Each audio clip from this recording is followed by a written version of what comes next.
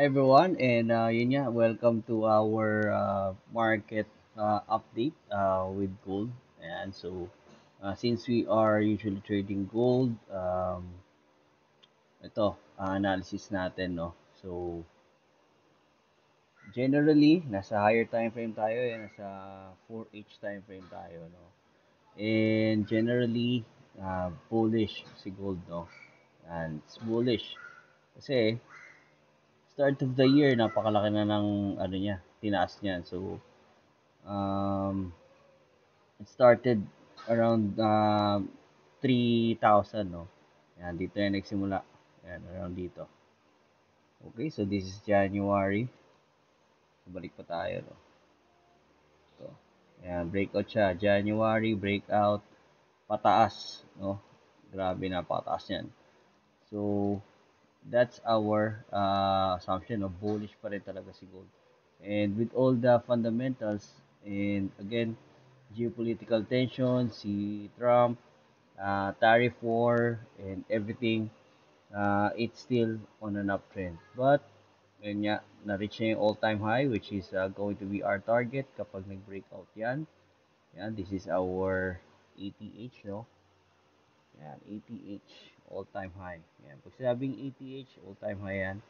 And, yan, pag ito, na-break niya, yan, kasi it's an uptrend, yan, it's an uptrend, and once it forms like this, ito, some sort of pullback, yan. Pwede ang continuation pattern, no? It's a flag. And kung ito, mabi-breach niya, ito, kung mabi-breach niya to, pataas, we can target this one, the ATH, which is 3.5, no? And also this one, no? We can safely say 3.4. Ayan, ito yung mga ano natin, 3, ATH, 3.5, ayan, 3.4, and yan. So, meron pa 3371, no? 3371. And yan, critical na ano natin is yung 3350, no? Kaya tayo naglalagay diyan ng alert, no? Pagka na-break niya yan, then that means that you can safely assume na pwede niyang targetin itong mga to, no? Itong 35, 34, 3371, etc. No? Pero kung sakali, ayan, since tinitest niya yung support, no, which is this one, ayan, support yan, right? So that's the support area.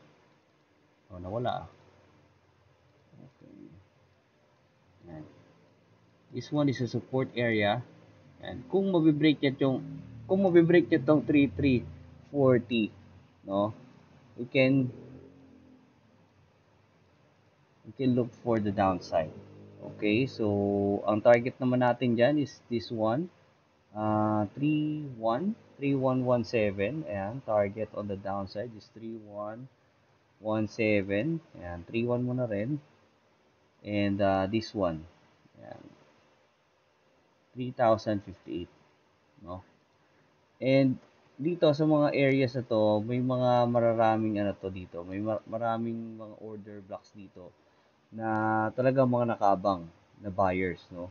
And if this bounce here sa support niya, we can look for the upside, which is pabalik naman siya 3 to 41 up until na ma-break niya itong mga linya na to. Okay, so that's what we're going to do. And yun, make sure lang na you have your stop loss. um, but from here, since overall uptrend si gold, no, we're looking for the upside. Kasi nasa support area naman na tayo. Ayan, yung middle band niyan. Ayan. Pwede naman nating gawing strong na support yan, no? And again, kapag ito ang na-break niya, 3240, we can look for the downside for the other half of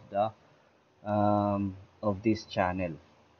Okay, so that's what we're going to do sa ating upcoming week on Monday, 6 a.m. And yun, we have a buy bias pa rin despite all these. And up until na ma-break nyo itong 3 to 40, then we can look for the downside.